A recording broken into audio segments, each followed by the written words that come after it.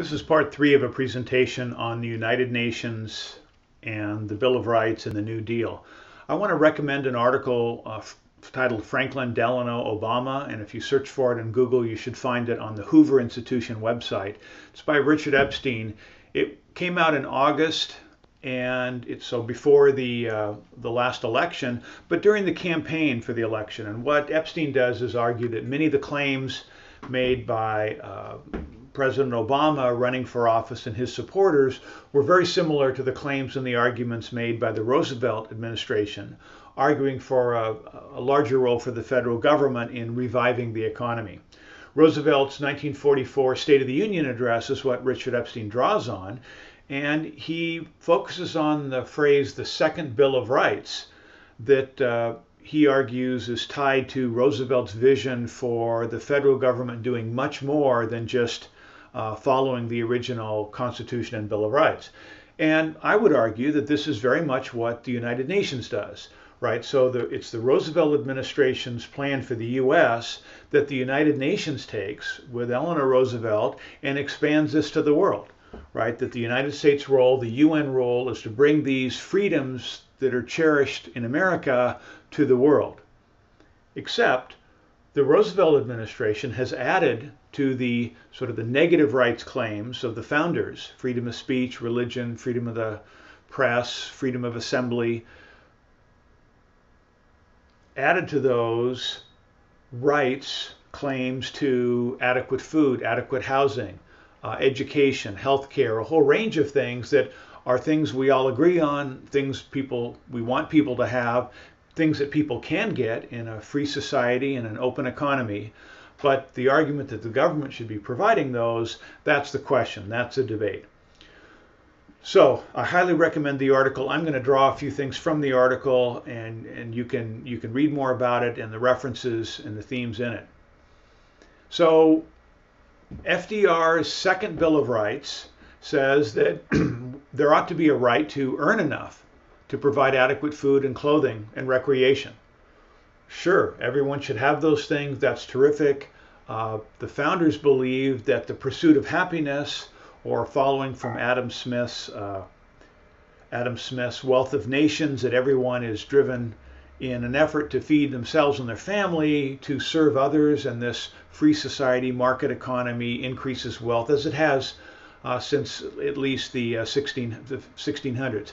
So beyond this, then, they're saying that these are things that are rights that the federal government needs to step in and defend. And therefore, the UN and its programs needs to push for this, needs to encourage other governments around the world to provide for these economic rights, which I would call rights claims. Second, the right of every farmer to raise and sell his products at a return which will give him enough and his family enough for a decent living. Well, what does that mean? Does that mean a farmer, working hard and raising crops, he should be guaranteed a certain income? It'd be great if they do, but the challenge is that the food that farmers raise has to be purchased by people. If everybody and his brother decided to grow apples, does that mean that they all should get an adequate return for the apples, no matter how many apples they grow? Well, obviously that can't work.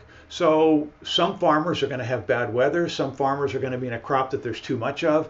If you put in price supports to keep farm prices up for everybody, then you end up with subsidies and all sorts of federal problems. So the claim that, again, that a farmer is guaranteed this if he just works hard flies in the face of reality, of history, of all sorts of things. The right of every businessman, large and small, to trade in an atmosphere of freedom from unfair competition and domination by monopolies at home and abroad.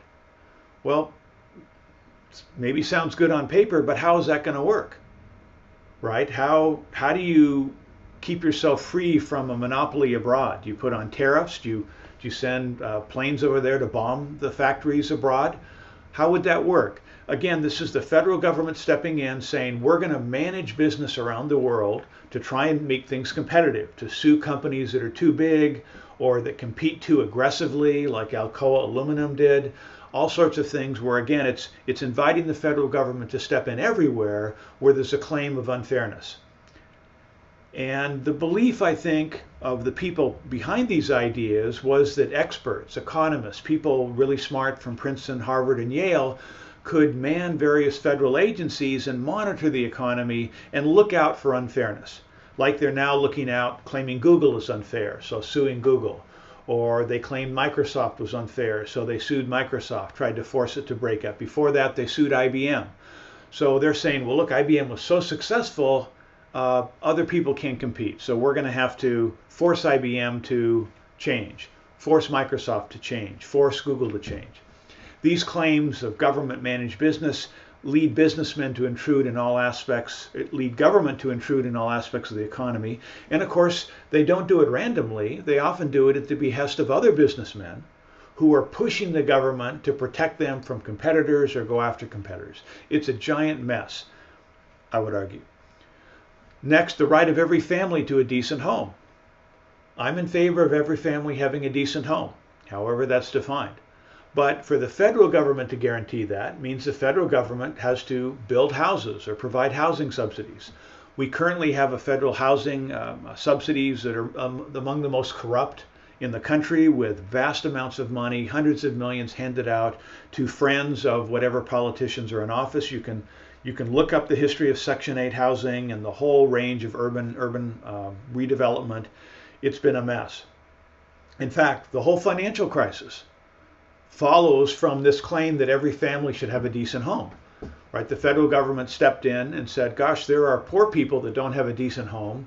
Let's push banks to make loans to poor people so they can buy a home, even if they can't really afford it or doesn't look like they can. In fact, the claim was, since housing prices are going up, if poor people could get a loan to buy a house, gosh, they're in great shape, because 3 years later, the value of the house has gone up significantly. Given that they're very little equity, 5 or 10,000 to put in, they've made a lot of money and they're set. So the idea is people could join the middle class, everyone gets a home, it's good for the economy, home builders, everyone's happy. Except we have this giant financial crisis, and part of it was bending financial institutions, pressuring banks to make low interest loans, and then with Fannie Mae and Freddie Mac buying the securities and putting guarantees, and you know the story if you've read it. Again, we're happy to have the federal government, we're happy to have families with a nice home, but having government do it causes problems. The right to adequate medical care and opportunity to achieve and enjoy good health. Sounds good on paper. Maybe that's why Mayor Bloomberg in New York is trying to force people to stop drinking, large sweetened sodas and so forth.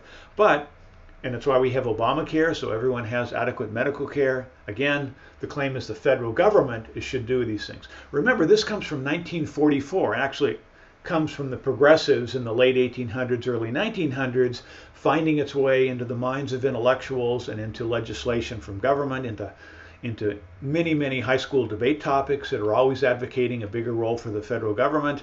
So what we have today are the fruit of these intellectual endeavors over decades to push federal efforts into guaranteeing economic achievements.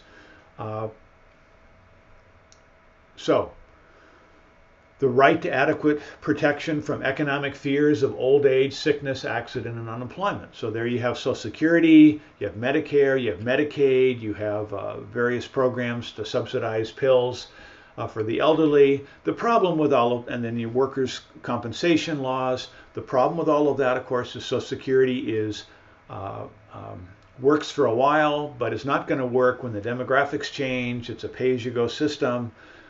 It's a whole separate subject to look at what's wrong with Social Security, and I have separate lectures on that if you want more lectures. But you can read about that in 1,000 different sources on why, though it's good to save for retirement, having government trying to administer a program falls into various incentive problems, and the money isn't set aside for retirement. Instead, it's transferred from young workers to old people. The right to a good education. We have the really disaster of a lot of the poor inner city schools, the very expensive colleges, and the sort of crazy courses that are taught, and so forth. So again, FDR's second Bill of Rights. Now, this is bad enough, I would argue, for the United States, that we are now suffering the consequences of this large-scale push in the New Deal, but the United Nations pushed this around the world, and it was more destructive around the world than in the United States, because instead of pushing these interventionist policies on a wealthy country like the US, they pushed them on poor countries in Africa, in India, India and Pakistan with the government trying to manage the economy, through South America with massive interventionist programs and government-run efforts. So all around the world have been these efforts to promote economic rights backed up by government programs that actually got in the way of the wealth-creating process that comes from the private sector, comes from entrepreneurs, comes from competitive markets. And some farmers fail, some succeed. Many people get out of farming into other occupations. Farmers get more efficient, but the more efficient farmers drive the less efficient farmers out.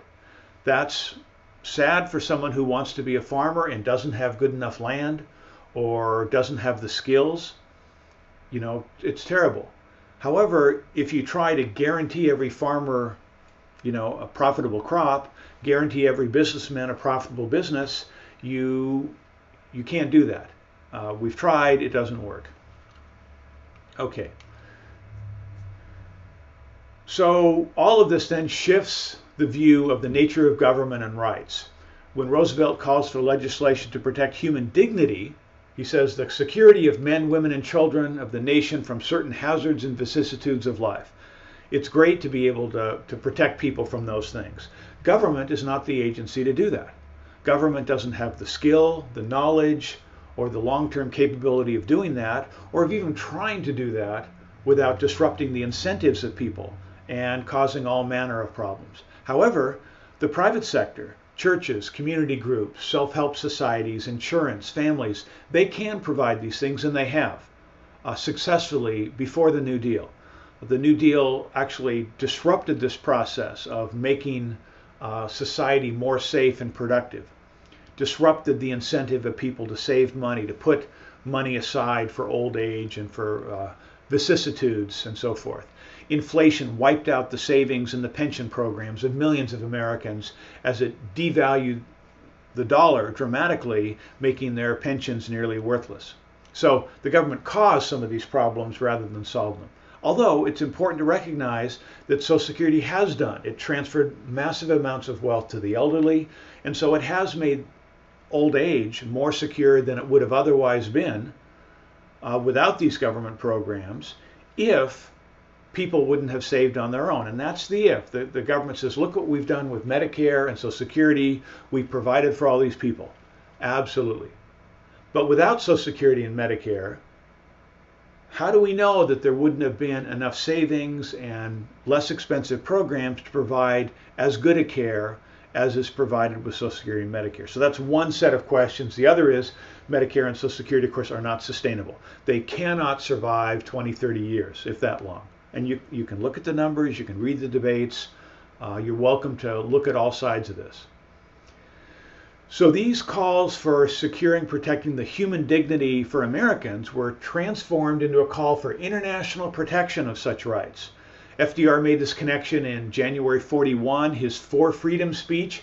He called on Congress to support a plan for international protection of freedom of speech, freedom of religion, freedom from want, and freedom from fear. And this is what the UN Charter, the Declaration on Human Rights, this is what that's about, saying these are rights that everyone has. Good job, housing, 2 weeks paid vacation, and that it's government's job to guarantee these rights. So countries all over the world, pushed by UN funds, pushed by UN agendas, ideology, to expand the role of the federal government to try and create wealth from the top down with unfortunate consequences. I mentioned a lot of these materials are from the Bill of Rights Institute. You can look at the Declaration of Independence, the Bill of Rights, and the UN Declaration of Rights. This was a question in an essay contest that the Bill of Rights ran this year, looking for comparing these critical documents from the UN to the US and sort of see the different roles of government that are envisioned for the different documents. I mentioned the Bill of Rights Institute has programs in the summer. They've got a Constitutional Academy program this July. You're welcome to apply for that. read more information on billofrights.org, and you can find under their activities the Constitutional Academy program. Okay, thank you very much.